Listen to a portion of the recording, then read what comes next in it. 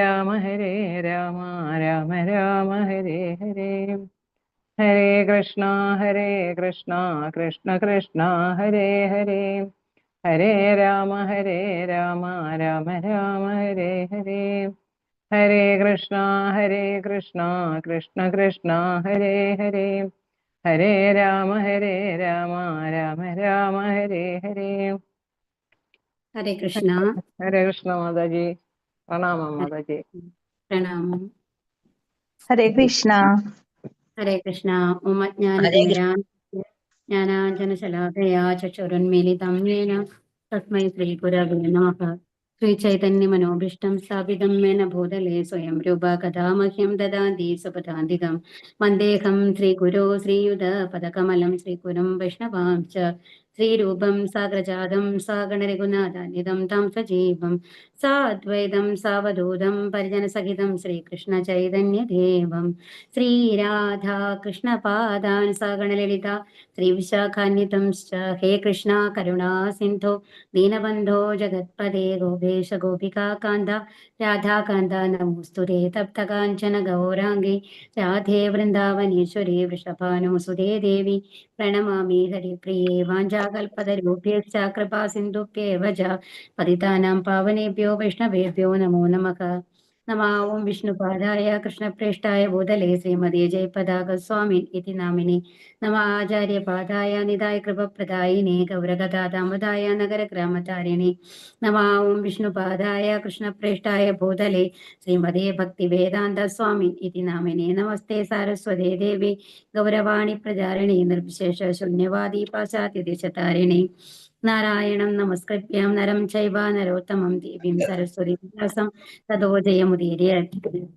നഷ്ടപ്രായേഷു ഭദ്രേഷു നിത്യം ഭാഗവത സേവയാ ഭഗവതിർ ഉത്തമ ശ്ലോകേ ഭക്തിർഭവതി നൈഷ്ഠികീ.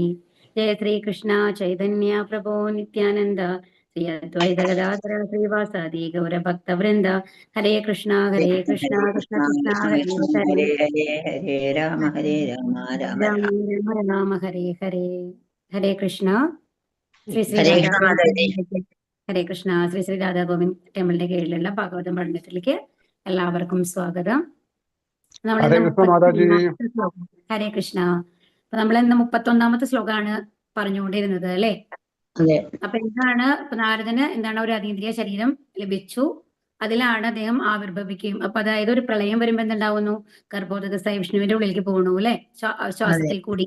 അതിനുശേഷം വീണ്ടും ആ ഒരു സൃഷ്ടി സമയത്ത് ബ്രഹ്മാവിന്റെ അടുത്ത ദിവസം, അപ്പൊ അടുത്ത ദിവസം ബ്രഹ്മാവ് വരാന്ന് പറയുമ്പോ ബ്രഹ്മാവിന്റെ ഒരു ദിവസത്തിന്റെയാണ് ഇപ്പൊ നമ്മൾ പറയുന്നത് കേട്ടോ. ഇത് സമ്പൂർണ്ണ പ്രളയമല്ല, ഇതിനെ എന്താണ് പാർഷ്യൽ ആയിട്ടുള്ളതാണ് ഈ പ്രളയം, ഒരു ദിവസം കഴിഞ്ഞിട്ട് വരുന്നത്. ഇത് കഴിഞ്ഞിട്ട് സമ്പൂർണ്ണ പ്രളയം എന്ന് പറയുന്നത് ബ്രഹ്മാവ് ഫുൾ മരിക്കുന്ന സമയം ഉണ്ടല്ലോ, 100 വർഷമാണ് ബ്രഹ്മാവിന്റെ ആയുസ്. അതായത് നമ്മളുടെ 100 വർഷമല്ല, ബ്രഹ്മാവിന്റെ 100 വർഷം. അങ്ങനെ അതിലത്തെ ഒരു ദിവസം, ഒരു പകലാണ് നമ്മൾ ഇത്രയും കൊല്ലങ്ങള് പറഞ്ഞത്. എത്ര 432 കോടി എന്നൊക്കെ നമ്മൾ പറഞ്ഞത് കേട്ടോ, ഒരു കൽപ്പം എന്ന് പറഞ്ഞത്. അപ്പോ അത് സംഭവിക്കുമ്പോൾ സമ്പൂർണ്ണ പ്രളയമാണ് അവിടെ വരിക കേട്ടോ. അപ്പൊ ഇതെന്ന് പറയുന്നത് ഒരു ദിവസം കഴിയുമ്പോഴാണ്. അപ്പൊ നമ്മൾ ഉറങ്ങി എണീക്കണം വരികയാണെന്നാണ് പറയുന്നത്. അതായത് ഇപ്പൊ അവിടെ ആ ഗർഭോദകസായ വിഷ്ണുവിന്റെ ഉള്ളിൽ പോയ ഏത് ജീവാത്മാക്കൾക്കും അത് ഇത്രയും കാലം നമ്മൾ ഉറങ്ങി എന്നുള്ള മാതിരിയാണ്. പിറ്റേ ദിവസം എണീറ്റ്, നമ്മളൊരു രാത്രി ഉറങ്ങിയിട്ട് പിറ്റേ ദിവസം എണീക്കുമ്പോൾ നമ്മൾക്ക് എന്തായാലും 12 മണിക്കൂർ 8 മണിക്കൂർ അറ്റ്ലീസ്റ്റ് അല്ലെ, ഒരു 7 മണിക്കൂർ 8 മണിക്കൂർ കഴിഞ്ഞു പോയിട്ടുണ്ടാവും, നമ്മൾ അറിഞ്ഞിട്ടുണ്ടാവില്ല അല്ലെ. അതുപോലെ തന്നെ ഇത്രയും വലിയ കാലയളവാണ് അവരത് അങ്ങനെ ഉറങ്ങിയിരുന്നതെന്ന് അവർക്ക് അറിയില്ല. തലേദിവസം കഴിഞ്ഞ് എവിടെയാണോ നിർത്തിയ പ്രവൃത്തി അടുത്ത ദിവസം തുടങ്ങുന്ന പോലെയാണ് ഇത് ഉണ്ടാവുക ഈ പാർഷ്യൽ പ്രളയത്തില് എന്നാണ് പറയുന്നത് കേട്ടോ.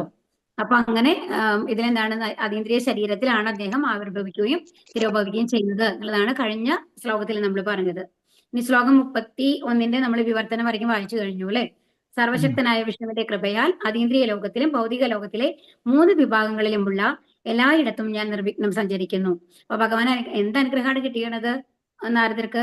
ഏത് ലോകത്തില്, അത് ആത്മീയ ലോകത്തിലായാലും ശരി, നമ്മളുടെ 3 ലോകങ്ങളില് 14 ലോകങ്ങളാണ് നമ്മൾക്കുള്ളത് ഒരു പ്രപഞ്ചത്തിന്റെ ഉള്ളില്, ഒരെണ്ണത്തിന്റെ ഉള്ളില് കേട്ടോ. അപ്പൊ അതിൽ ആ 14 ലോകങ്ങളിലും നാരദർക്ക് സഞ്ചരിക്കാം എന്നുള്ളതാണ്. അപ്പൊ അങ്ങനെ എവിടെ വേണമെങ്കിലും പോവാം, അതുപോലെ വേറെ പ്രപഞ്ചത്തിന്റെ ഉള്ളിലും പോവാം.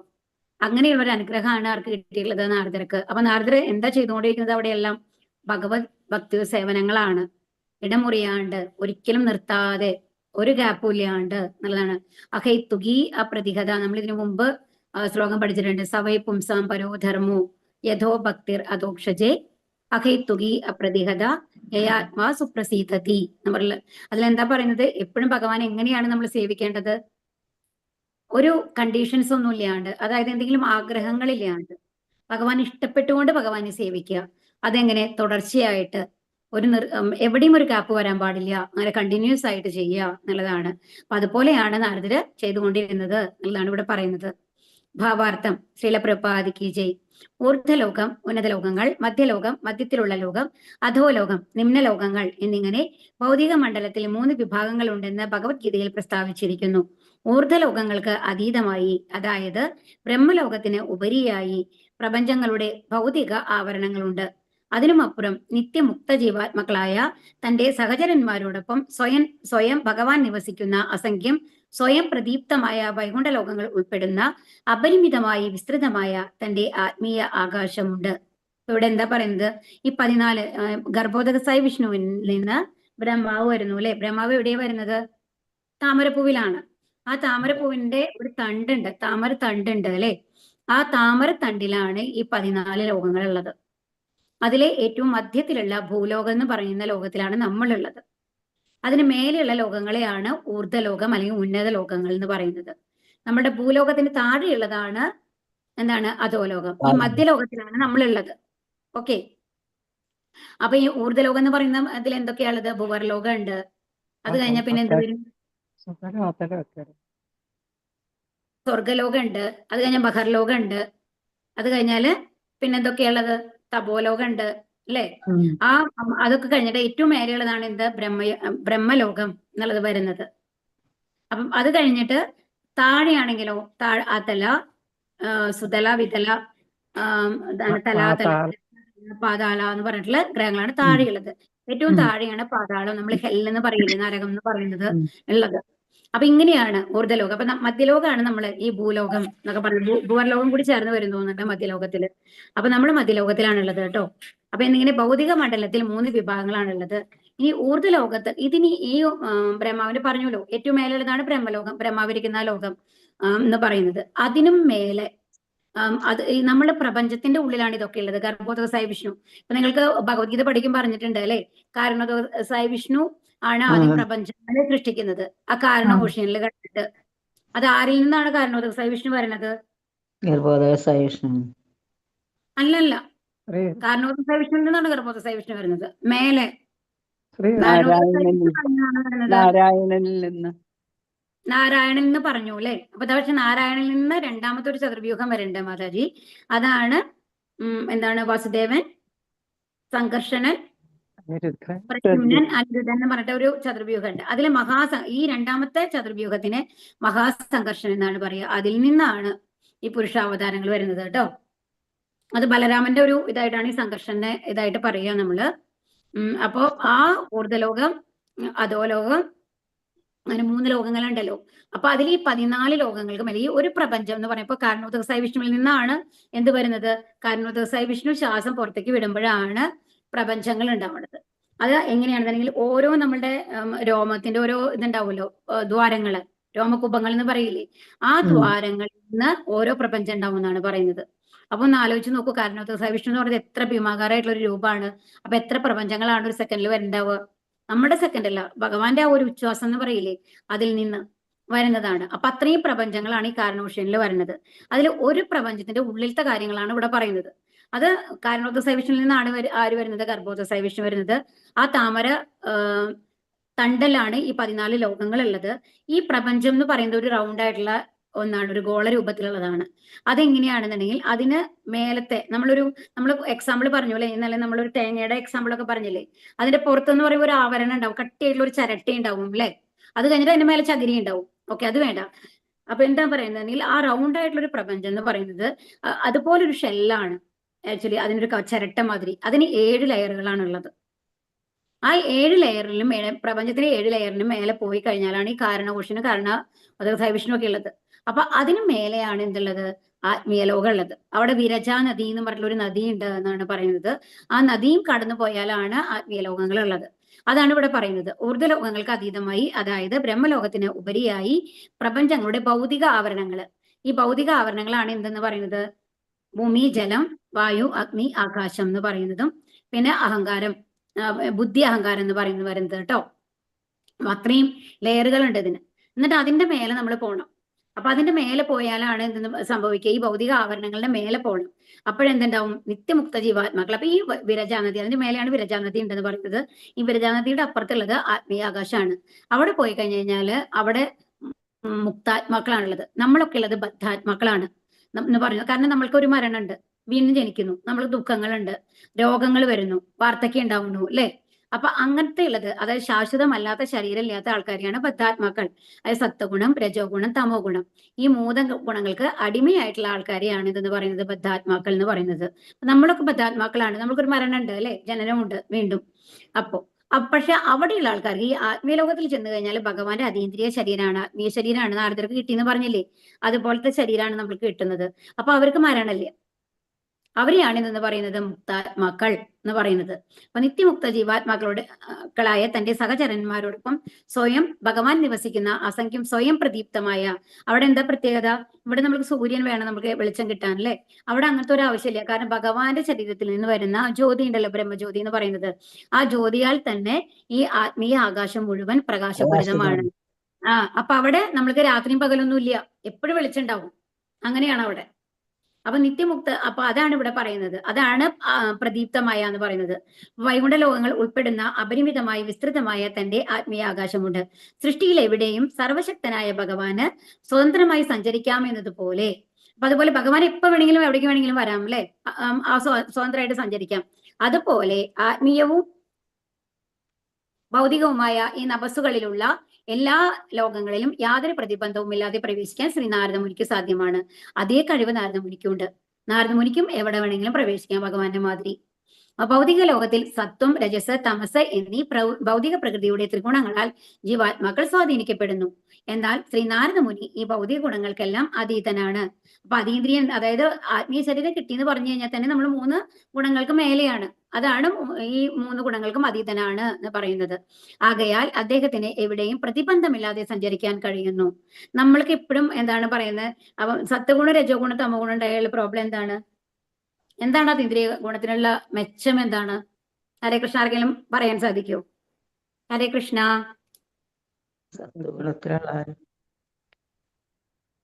നമ്മൾക്ക് ഒരു കർമ്മഫലം ഇല്ല അവിടെ. നമ്മൾക്ക് പാപങ്ങളും പുണ്യങ്ങളൊന്നും ഇല്ല. അങ്ങനെയാണ് ഉണ്ടാവുക. അപ്പൊ പൂർണ്ണമായിട്ട് ശുദ്ധമായതുകൊണ്ട് നമ്മൾക്ക് എന്താണ് മറ്റുള്ള ഒരു കമ്പാരിസൺ. നമ്മുടെ ഈ ഭൗതിക ലോകത്തിന്റെ പ്രത്യേകത എന്താണെന്നുണ്ടെങ്കിൽ എല്ലാം ഒരു കമ്പാരിറ്റീവ് ആണ്. നമ്മൾ നല്ലതെന്ന് പറയുന്നത് എങ്ങനെയാ? ഏതെങ്കിലും ഒന്ന് ചീത്തയെ കമ്പയർ ചെയ്തിട്ടാണ് അത് നല്ലതാണെന്ന് പറയുന്നത്, അല്ലേ? അതായത് ഇപ്പൊ നമ്മളിപ്പോ ഏറ്റവും എളുപ്പത്തിൽ പറയാനായിട്ട് ഇപ്പൊ കുട്ടികളൊക്കെ ഉണ്ടാവും എല്ലാവർക്കും. ഒരു സ്കൂളില് ഒരു കുട്ടി നന്നായിട്ട് പഠിക്കുന്നു. ആ കുട്ടിക്ക് ആ സ്കൂളിലത്തെ ടോപ്പറാണെന്ന് വെച്ചോളൂ. ആ കുട്ടിക്ക് 450 മാർക്കാണ് 500 മാർക്കിൽ കിട്ടണമെന്ന് വെച്ചോളൂ. ഓക്കെ. അപ്പൊ നമ്മൾ പറയുന്നു, അപ്പൊ എല്ലാവരും ആദരിക്കുമ്പോൾ ആ കുട്ടിയാണ് ടോപ്പർ. പക്ഷെ അതിന്റെ തൊട്ടപ്പുറത്ത് വേറൊരു സ്കൂളുണ്ട്, അവിടെ കിട്ടിയത് 490 മാർക്കാണ്. ആ കുട്ടിയും ആ സ്കൂളിലത്തെ ടോപ്പറാണ്. അപ്പൊ കമ്പാരിസൺ അല്ലേ അവിടെ? അതായത് ഇവിടെ 430 കിട്ടിയ കുട്ടി, 450 കിട്ടിയ കുട്ടിയും കൂടി രണ്ടുപേരെയും ഒരുമിച്ച് നിർത്തി കഴിഞ്ഞാൽ ആർക്കാണ് കൂടുതൽ? 490 കിട്ടിയ കുട്ടി. അപ്പൊ ടോപ്പർ എന്ന് പറയാൻ പറ്റില്ല ഈ 450 കിട്ടിയ കുട്ടിയല്ലേ? അങ്ങനെയല്ലേ? അങ്ങനെ. അപ്പൊ അങ്ങനെ ഏത് കാര്യം നമ്മൾ എടുത്തു നോക്കിക്കോളൂ, ഭംഗി നോക്കിക്കഴിഞ്ഞാലും കഴിവ് നോക്കിക്കഴിഞ്ഞാലും ശക്തി നോക്കിക്കഴിഞ്ഞാലും ഒരാളെ കമ്പയർ ചെയ്തിട്ടാണ് നമ്മൾ ഈ ഭൗതിക ലോകത്തിൽ പറയുന്നത്. എന്നാൽ ആത്മീയ ലോകത്തിൽ അങ്ങനെ ഇല്ല. അവര് മറ്റുള്ളവരെ എന്നുള്ള ഒരു കൺസെപ്റ്റ് അവിടെ ഇല്ല. ഭഗവാനും നമ്മളും തമ്മിലുള്ള ഒരു കണക്ഷനാണ്. അപ്പൊ അതുകൊണ്ട് ആർക്കും ആരുടെ മേലെയും എന്താണ് അസൂയയില്ല, അവരെക്കാൾ മേലെ പോകണമെന്നുള്ള ആഗ്രഹങ്ങളില്ല. അങ്ങനത്തെ അതുകൊണ്ടാണ് ഭൗതിക ഗുണങ്ങൾ, ഇങ്ങനത്തെ ഗുണങ്ങളാണ്, ഈ കമ്പാരിസൺ വെച്ചിട്ടുള്ള ഒരു ഗുണങ്ങളാണ് നമ്മൾക്ക് സത്വഗുണം, രജോ ഗുണം, തമോ ഗുണത്തിൽ കൂടി വരുന്നത്. അതിൽ ഏറ്റവും ഭേദം എന്താണ്? സത്വഗുണാണ്. സത്വഗുണത്തിൽ അറ്റ്ലീസ്റ്റ് വന്നു കഴിഞ്ഞിട്ട് മറ്റുള്ളവരോട് അസൂയൊന്നും ഉണ്ടാവില്ല. എന്തായാലും നമ്മൾ നല്ല രീതിയിൽ ചെല്ലണം, ഭഗവാന്റെ അടുത്ത് എത്തണം എന്നുള്ള ഒരു ആഗ്രഹമൊക്കെ വരുന്ന ഒരു ഗുണമാണ് സത്വഗുണം എന്ന് പറയുന്നത്. എന്നാൽ മറ്റു ഗുണങ്ങളിൽ എപ്പോഴും എന്താണ് മറ്റുള്ളവരെക്കാൾ മേലെ പോകണം എന്നുള്ള ഒരു ആഗ്രഹമാണ് വരുന്നത്. എന്നാൽ ആത്മീയ ലോകവും അങ്ങനെയല്ല. അപ്പൊ അതാണ് പറയുന്നത്, ഈ ഭൗതിക ഗുണങ്ങൾക്കെല്ലാം അതീതനാണ്.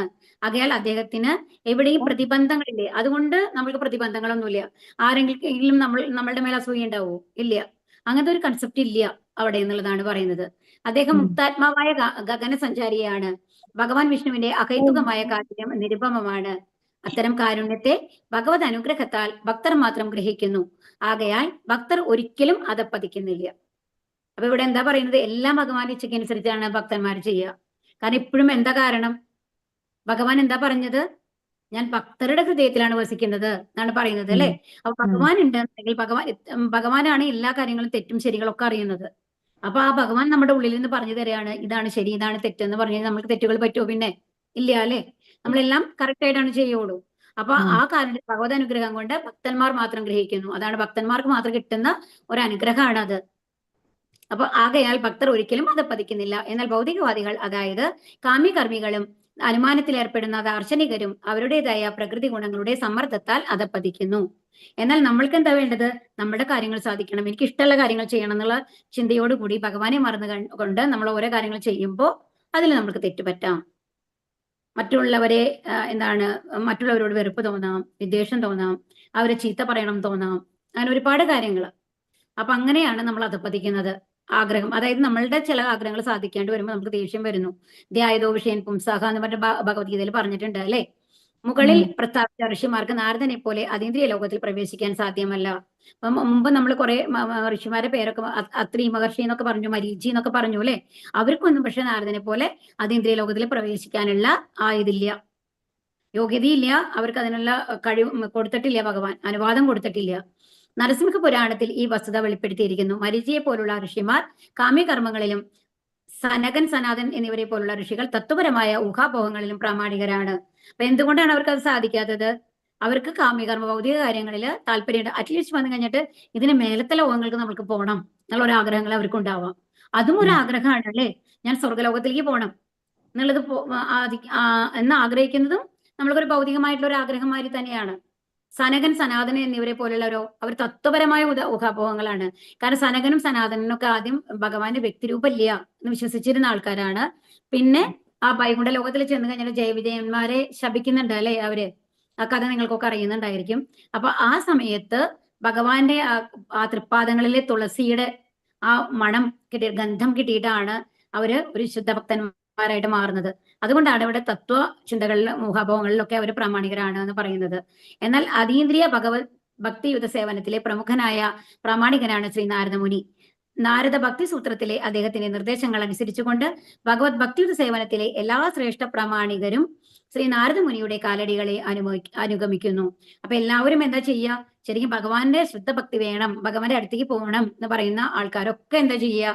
അല്ല, ഈവൻ മുനിമാരടക്കം നാരദമുനിയുടെ എന്താണ് ചെയ്യുന്നത് അനുഗ്രഹിക്കുന്നു. അതാണ് അത് ചെയ്യാൻ ശ്രമിക്കും. അതായത് കീർത്തനങ്ങൾ പാടാൻ, ഭഗവാനെ കുറിച്ച് ആ പ്രസാദം ഭക്ഷിക്കാൻ, അങ്ങനെയൊക്കെ നമ്മൾ ചെയ്യാൻ തുടങ്ങും എന്നുള്ളതാണ് പറയുന്നത്. ആകയാൽ ഭഗവത് ഭക്തന്മാരെല്ലാം ഭഗവത് സാമ്രാജ്യമായ വൈകുണ്ഠത്തിലേക്ക് പ്രവേശിക്കുവാൻ നിസ്സന്ദേഹം യോഗ്യരാണ്. അപ്പൊ അങ്ങനത്തെ ശുദ്ധ ഭക്തന്മാരായിട്ടുള്ള ഭഗവത് ഭക്തന്മാരൊക്കെ എന്തിന് യോഗ്യരാണ്?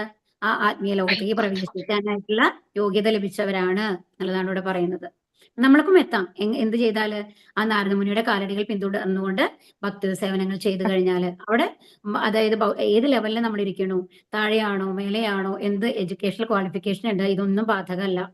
നമ്മൾ ഓരോരുത്തർക്കും ആത്മാർത്ഥമായിട്ട് ശ്രമിച്ചു കഴിഞ്ഞാല് ആ ലെവലിൽ എത്താം എന്നുള്ളതാണ് ഭാഗവതം നമ്മളെ പഠിപ്പിക്കുന്നത്. ശ്ലോകം 32. ദേവദത്താമി മാം വീണാം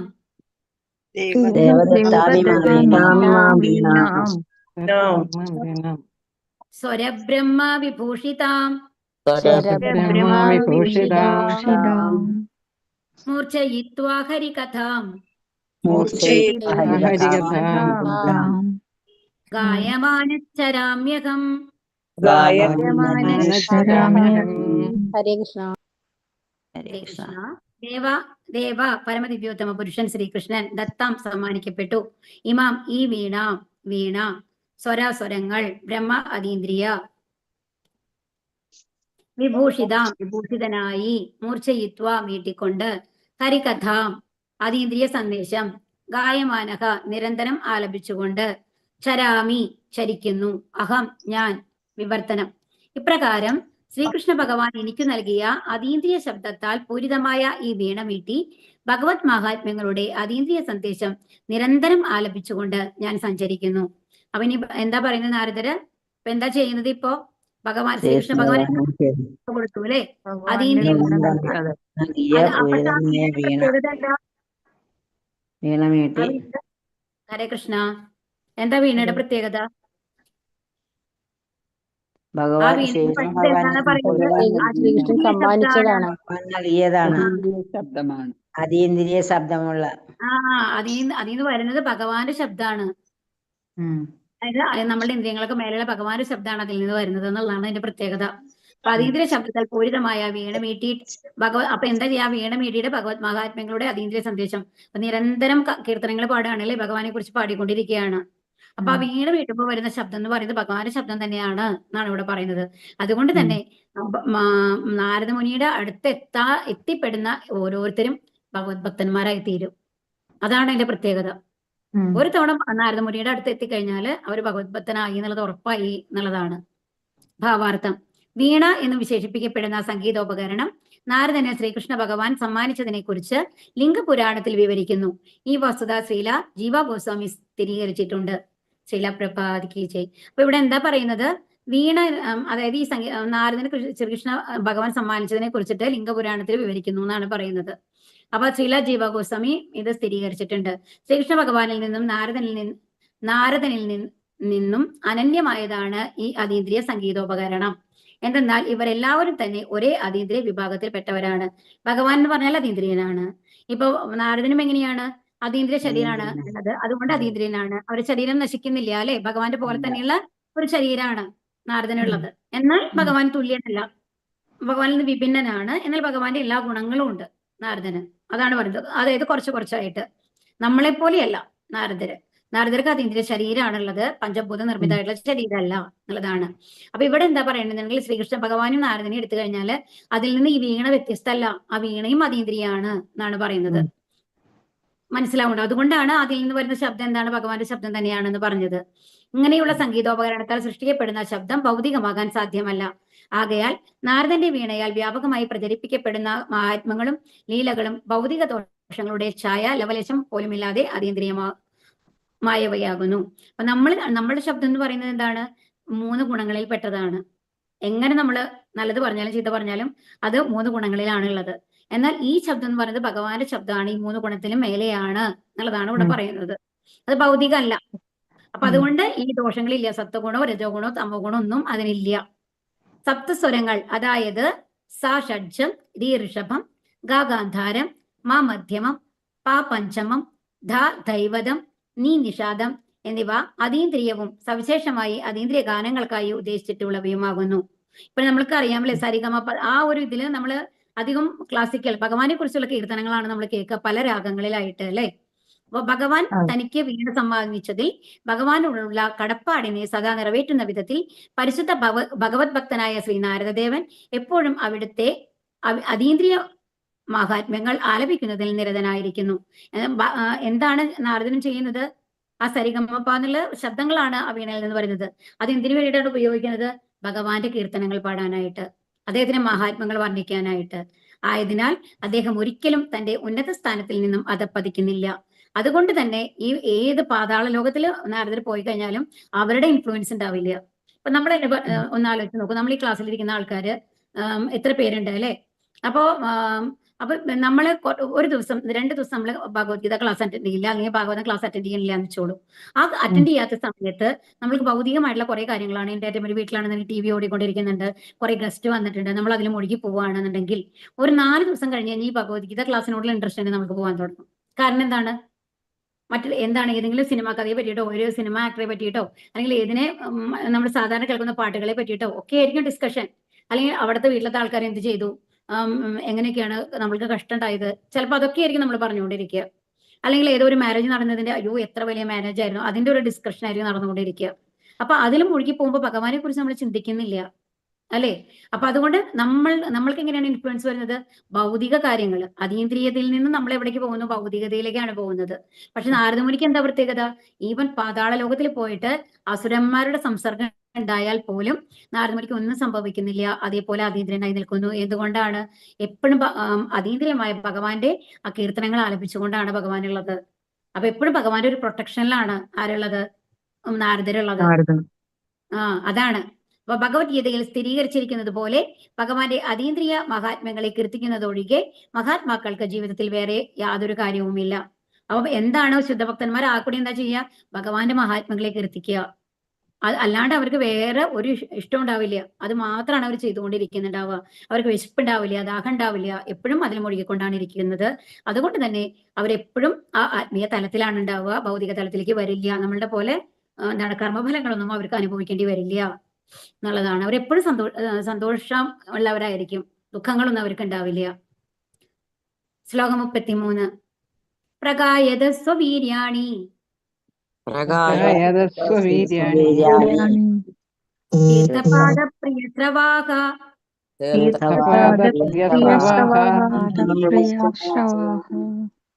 ആഹൂത ഇവ മേ ശീഘ്രം ദർശനം യാതി ചേതസി.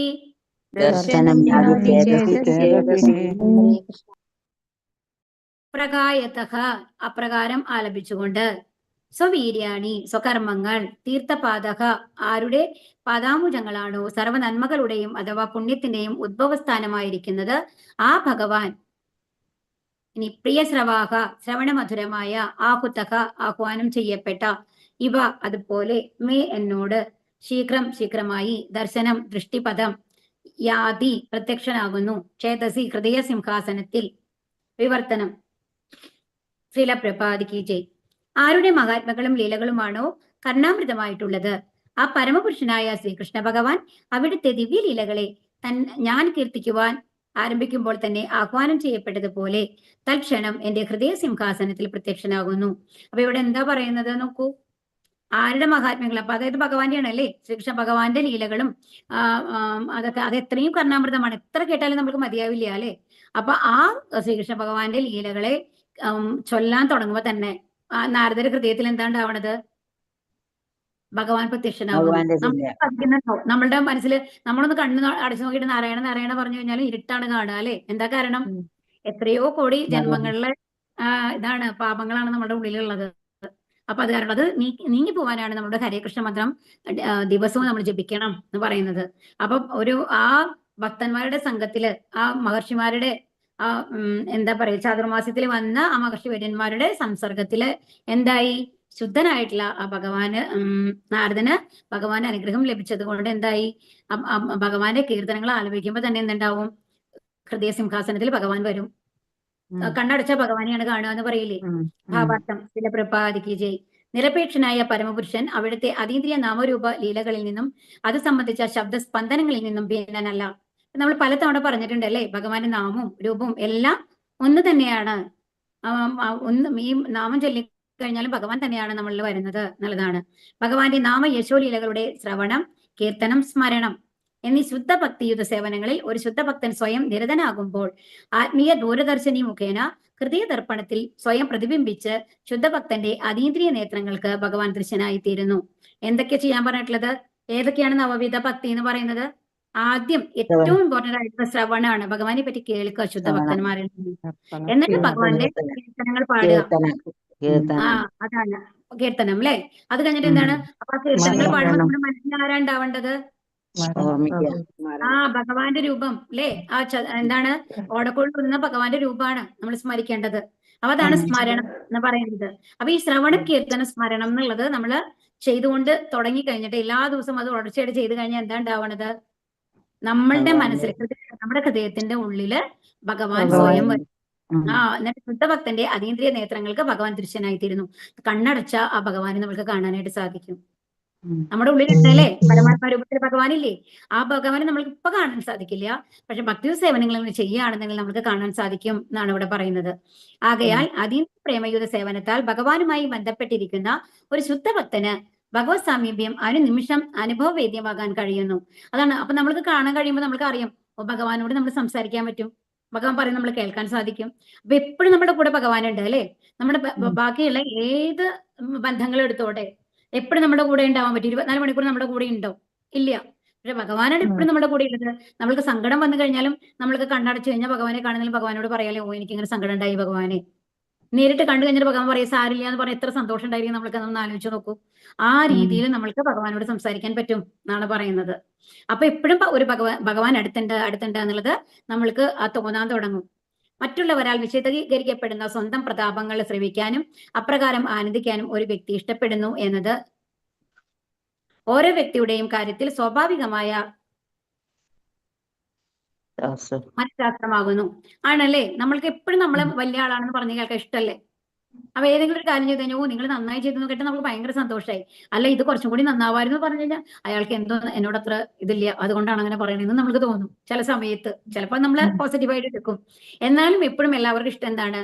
നമ്മൾ വലിയ ആളാണ്, നമ്മൾ നല്ല ആളാണ്, എത്ര നല്ല സ്വഭാവമാണ് എന്നൊക്കെ പറയുന്നത് കേൾക്കാൻ തന്നെയാണ് അല്ലെ? അങ്ങനെ അപ്പൊ നമ്മൾ വലുതാണെന്ന് കേൾക്കാനാണ് എല്ലാവരും ആഗ്രഹിക്കുന്നത്. അതൊരു സ്വാഭാവിക വാസനയാണ്. മറ്റുള്ളവരെ പോലെ ഭഗവാനും ഒരു തനതായ വ്യക്തിത്വമായതിനാൽ ഈ മനഃശാസ്ത്രത്തിന് അവിടുന്നും ഒരു അപവാദമല്ല. എന്തെന്നാൽ വ്യക്തിഗത ജീവാത്മാക്കളിൽ ദൃശ്യമാകുന്ന മനഃശാസ്ത്രപരമായ സവിശേഷതകൾ പരമസത്യമായ ഭഗവാനിലുള്ള അതേ മനഃശാസ്ത്രത്തിന്റെ പ്രതിഫലനങ്ങളാണ്. അപ്പൊ എന്താ പറയുന്നത്? എന്തുകൊണ്ടാണ് ഈ ആഗ്രഹം വരുന്നത് എന്നാ പറയുന്നത്? സ്വയം എല്ലാം സൃഷ്ടിച്ചത് ഭഗവാനാണ് അല്ലേ? എല്ലാത്തിന്റെയും അധികാരി ഭഗവാനാണ്. അപ്പൊ ആ ഭഗവാനെയാണ് നമ്മൾ പ്രകീർത്തിക്കേണ്ടത്. അയ്യോ എല്ലാം നമ്മൾക്ക് തന്ന ഭഗവാനാണല്ലോ, അങ്ങ് മഹാനാണ്, എന്താണ് അങ്ങയാലാണ് എനിക്ക് ഇവിടെ ജീവിക്കാൻ പറ്റുന്നത്, ഞാൻ അങ്ങയുടെ ഒരു സേവകൻ മാത്രമാണ് എന്നുള്ളൊരു ഭാവം നമ്മൾക്ക് വരണം അല്ലേ? അപ്പൊ ആ ഭഗവാൻ അത്രയും അങ്ങനത്തെ ഒരു ഭാവം ഭഗവാന് തോന്നാം, ഇതെല്ലാം ഈ സൃഷ്ടികളൊക്കെ ഞാൻ സൃഷ്ടിച്ചതാണ്, എന്റെ മക്കളാണ്. അപ്പൊ എന്റെ മക്കൾ വന്നു കഴിഞ്ഞിട്ട് എന്റെ അടുത്ത് വരണം, ഞാൻ ഇത്രയൊക്കെ ചെയ്ത് തന്നൂലോ എന്ന് ഒരു നന്ദി വാക്ക് പറയാം അല്ലേ? അപ്പൊ അങ്ങനെ വിചാരിക്കാം അല്ലെ? അപ്പൊ ആ ഇതാണെങ്കിലും ഏത് മനോഭാവമാണെങ്കിലും ഭഗവാനിലുള്ള മനോഭാവമാണ് ചെറിയ ചെറിയ രൂപത്തിൽ നമ്മൾക്ക് വരുന്നത് എന്നാണ് ഇവിടെ പറയുന്നത്. ഏക വ്യത്യാസം എന്താണ്? ഭഗവാൻ എല്ലാവരിലും വച്ച ഏറ്റവും സർവശ്രേഷ്ഠനായ വ്യക്തിത്വവും തന്റെ വ്യവഹാരങ്ങളിലെല്ലാം പരിപൂർണ്ണ നിരപേക്ഷനുമാകണ് എന്നുള്ളതാണ്. അപ്പൊ നമ്മൾ പറയും ഞാൻ ഏറ്റവും വലുതാണെന്ന് പറയുമ്പോൾ നമ്മൾ എന്താ പറയുക? നമ്മൾ മുമ്പ് പറഞ്ഞു അല്ലെ, വേറൊരാളെ കമ്പയർ ചെയ്തിട്ടാണ് നമ്മൾ പറയുന്നത്. പക്ഷെ നമ്മളെക്കാളും മേലെ എപ്പോഴും ആരുണ്ട്? ഭഗവാനുണ്ട്. ഭഗവാന്റെ അടുത്ത് എത്താനായിട്ട് നമുക്ക് ആർക്കെങ്കിലും സാധിക്കുമോ? ഇല്ല. ഭഗവാനാണ് എല്ലാത്തിലും മഹാനായിട്ടുള്ളത് അല്ലെ? ഏത് കാര്യങ്ങൾ എടുത്താലും ഏറ്റവും ഗ്രേറ്റ് ആയിട്ടുള്ളത് ഭഗവാനാണ്. അതാണ് പറയുന്നത്. അതാണ് ഭഗവാനും നമ്മൾ തമ്മിലുള്ള വ്യത്യാസം എന്ന് പറയുന്നത്. ആകയാൽ ഒരു പരിശുദ്ധ ഭക്തൻ അവിടുത്തെ മഹാത്മ്യങ്ങൾ കീർത്തിക്കുന്നതിൽ ഭഗവാൻ ആകർഷിതനായതെങ്കിൽ അതിൽ അത്ഭുതപ്പെടേണ്ട യാതൊന്നും തന്നെയില്ല. അപ്പൊ അതായത് ഏതെങ്കിലും ഭക്തന്മാർ ഇരുന്ന് ഭഗവാനെ ഇങ്ങനെ പാടിക്കൊണ്ടിരിക്കുകയാണ് ഭഗവാന്റെ കീർത്തനങ്ങൾ എന്ന് പറയുമ്പോൾ ഭഗവാൻ സന്തോഷമാവും. അതാണ് പറയുന്നത്. നമ്മൾക്ക് നമ്മളെ പ്രകീർത്തിച്ച് കഴിഞ്ഞാൽ സന്തോഷമാവുണ്ടല്ലോ. അതുപോലെ ഭഗവാന്റെ ഗുണങ്ങളും കാര്യങ്ങളൊക്കെ നമ്മൾ ഇരുന്ന് പ്രകീർത്തിക്കുകയാണെങ്കിൽ, ആ ഭഗവാനിൽ നമ്മൾ ശരണാഗതി പ്രാപിക്കുകയാണെങ്കിൽ ആ ഭഗവാന് അവരോട് ഇഷ്ടം വരും എന്നാണ് പറയുന്നത്. അപ്പൊ ഭഗവാൻ നിരപേക്ഷനാകയാൽ ഭഗവാനും അവിടുത്തെ മഹാത്മ്യ വർണ്ണങ്ങളിൽ നിന്നും അഭിന്നനാണ്. ആകയാൽ ഭഗവത് മഹിമകളുടെ വർണ്ണനയിൽ അവിടുന്ന് സ്വയം ആവിർഭവിക്കുവാൻ സാധ്യമാകുന്നു. എന്താ നമ്മളും ഭഗവാൻ തമ്മിലുള്ള വ്യത്യാസം എന്താണെന്നുണ്ടെങ്കിൽ, നമ്മൾ നമ്മളെ പറ്റി പുകഴ്ത്തി പറഞ്ഞു കഴിഞ്ഞാൽ ആ വാക്കുകൾ നമ്മളല്ല, നമ്മളിൽ നിന്ന് വരുന്ന വാക്കുകൾ നമ്മൾ വ്യത്യാസമുണ്ട്. കാരണം നമ്മുടെ ശരീരം എന്ന് പറയുന്നത് പഞ്ചഭൂത നിർമ്മിതമാണ്, അത് നശിക്കുന്നതാണ്. അപ്പൊ അതിൽ നിന്നുള്ള വരുന്ന വാക്കുകൾ എന്ന് പറയുന്നത് നമ്മുടെ ശരീരമാണെന്ന് നമുക്ക് പറയാൻ പറ്റില്ല, ജീവാത്മാവാണെന്നും പറയാൻ പറ്റില്ല. പക്ഷേ കാരണം എല്ലാം വ്യത്യസ്തമാണ് അല്ലെ? അപ്പൊ അതുപോലെ എന്നാൽ ഭഗവാന്റെ ശബ്ദത്തിനും രൂപത്തിനും ഒന്നും വ്യത്യാസമില്ല. അപ്പൊ നമ്മളുടെ ശബ്ദം നമ്മൾ തന്നെയാണെന്ന് പറയുകയാണെന്നുണ്ടെങ്കിൽ നമ്മളുടെ കണ്ണുകളും ശബ്ദവും തമ്മിൽ വ്യത്യാസം ഉണ്ടാവാൻ പാടില്ല, നമ്മുടെ കൈകളും ശബ്ദവും തമ്മിൽ വ്യത്യാസം ഉണ്ടാവാൻ പാടില്ല. പക്ഷെ അതൊക്കെ വ്യത്യാസമല്ലേ? നമ്മൾക്ക് ആ ശബ്ദം കൊണ്ട് ചെയ്യുന്ന കാര്യങ്ങൾ കൈ കൊണ്ട് ചെയ്യാൻ പറ്റുമോ? ഇല്ല. കൈ കൊണ്ട് ചെയ്യുന്ന കാര്യങ്ങൾ ശബ്ദം കൊണ്ട് ചെയ്യാൻ പറ്റുമോ? ഇല്ല. പക്ഷെ ഭഗവാന് കണ്ണുകൾ കൊണ്ട് ഭക്ഷിക്കാൻ പറ്റും, കണ്ണുകൾ കൊണ്ട് സംസാരിക്കാൻ പറ്റും അല്ലെ? അപ്പൊ ഭഗവാന്റെ എല്ലാ പ്രയോഗങ്ങളും എല്ലാ കാര്യങ്ങളും ചെയ്യുന്നതാണ്. അതാണ് പറയുന്നത്. അപ്പൊ ഭഗവാന്റെ ശബ്ദം എന്ന് പറയുന്നത് ഭഗവാൻ തന്നെയാണ്, നമ്മളുടെ അങ്ങനെയല്ല. അത് നമ്മൾ ആ വ്യത്യാസം നമ്മൾ മനസ്സിലാക്കണം. ഭഗവാനിൽ നിന്നും ഭിന്നമല്ലാത്തത് കൊണ്ടാണ് ശ്രീനാരദ മുനി ഭഗവത് കീർത്തനങ്ങൾ ആലപിക്കുന്നത്, അല്ലാതെ സ്വന്തം നേട്ടത്തിനായല്ല. ശ്രീനാരദ മുനി അതീന്ദ്രിയ കീർത്തനങ്ങളാൽ ഭഗവത് സാന്നിധ്യത്തിലേക്ക് ഉൾപ്പോകുന്നു. അപ്പൊ എന്താണ്? എപ്പോഴും അതീന്ദ്രിയ ശരീരമുള്ള നാരദമുനി എന്താ ചെയ്യുന്നത്? എപ്പോഴും ഭഗവാന്റെ കീർത്തനങ്ങൾ. അപ്പൊ ഭഗവാന്റെ വീണ എന്ന് പറയുന്നത് അതീന്ദ്രിയ ശബ്ദം ഉണ്ടാക്കുന്നതാണ് അല്ലെ? അപ്പൊ ആ നാരദമുനിയിൽ വരുന്ന ശബ്ദങ്ങളെല്ലാം എന്താണ്? ഭഗവാൻ തന്നെയാണ്. അപ്പൊ അത് കേൾക്കുന്ന ഒരാൾ കൂടി ഭക്തനാവാൻ പറ്റും, അത്രയ്ക്കും ശുദ്ധാണ് അത് എന്നാണ് പറയുന്നത്. അതും എന്തിനു വേണ്ടിയിട്ടാണ് നാരദമുനി ജപിച്ചുകൊണ്ടിരിക്കുന്നത്? ആ ഭഗവാനെ കൊടുക്കുന്നത് അല്ലെ? ആ ജപം കേട്ടിട്ട് നമ്മളെപ്പോലുള്ള ആൾക്കാരൊക്കെ എന്ത് ആവണം? ഭഗവത് ഭക്തന്മാരായി തീരാൻ വേണ്ടിയിട്ട്, ഭഗവത് ഭക്തി നമ്മളിൽ ഉണ്ടാക്കാൻ വേണ്ടിയിട്ടാണ് നാരദമുനി ഓരോ നിമിഷവും ശ്രമിച്ചുകൊണ്ടിരിക്കുന്നത്. എങ്ങനെ? പാതാള ലോകങ്ങളിലും സ്വർഗ്ഗലോകങ്ങളിലും ആത്മീയലോകങ്ങളിലും ഒക്കെ സഞ്ചരിച്ചുകൊണ്ട് വീണ മീട്ടിക്കൊണ്ട്. അപ്പൊ സ്വന്തമായിട്ട് എനിക്ക് എന്തെങ്കിലും വേണം എന്നുള്ള ഒരു ഉദ്ദേശത്തോട് കൂടിയിട്ടല്ല മറ്റുള്ളവരെയെല്ലാം ഭക്തന്മാരാക്കണം, ഭഗവാന്റെ ധാമത്തിലേക്ക് തിരിച്ചു കൊണ്ടുപോകണം എന്നുള്ള ഉദ്ദേശത്തിലാണ് ഈ നാരദമുനി സഞ്ചരിച്ചുകൊണ്ടിരിക്കുന്നത് എന്നുള്ളതാണ് ഇവിടെ പറയുന്നത്. ഹരേ കൃഷ്ണ. ഇനി അടുത്ത ശ്ലോകം നാളെ എന്തായാലും ഇനി കുറച്ച് ദിവസത്തേക്ക് ഞാൻ ക്ലാസ്സിന് ഉണ്ടാവില്ല. എന്തായാലും ഒരുപാട് സന്തോഷം നിങ്ങളുടെയൊക്കെ ഓരോ സത്സംഗം എനിക്ക് കിട്ടിയാല്. ഒരുപാട് നന്ദി. ഞങ്ങൾക്ക് സന്തോഷമുണ്ട് മാതാജി. ഞാനൊരു ബ്രേക്ക് എടുക്കുകയാണ്, കുറച്ച് കാര്യങ്ങളുള്ളതുകൊണ്ട്. നിങ്ങളുടെ ക്ലാസ് എല്ലാ ദിവസവും തുടർന്നുകൊണ്ടിരിക്കും. അനുത്തര മാതാജി ക്ലാസ് എടുത്തുകൊണ്ടിരിക്കും കേട്ടോ. നിങ്ങൾക്ക് അനുത്തര മാതാജി ഡെയിലി അനുത്തര മാതാജിയുടെ ക്ലാസ് ഉണ്ടാവും. എല്ലാവരും ജോയിൻ ചെയ്യണം. ഇന്നേ കുറച്ച് സ്ട്രെങ്ത് കുറവുമാരിയാണുള്ളത്. എല്ലാവരും മാക്സിമം ജോയിൻ ചെയ്യാൻ നോക്കുക. ഭാഗവതം നിർത്താതിരിക്കുക. ഭാഗവതം പഠിച്ചു കഴിഞ്ഞാൽ തീർച്ചയായിട്ടും ഭഗവാന്റെ അടുത്ത് എത്താനുള്ള ഒരു അനുഗ്രഹം ഭഗവാൻ തരും നമ്മൾക്ക്. എത്ര ദിവസം കഴിഞ്ഞ് വരൂ? ഒരു മാസം കഴിഞ്ഞ് വരും മാതാജി.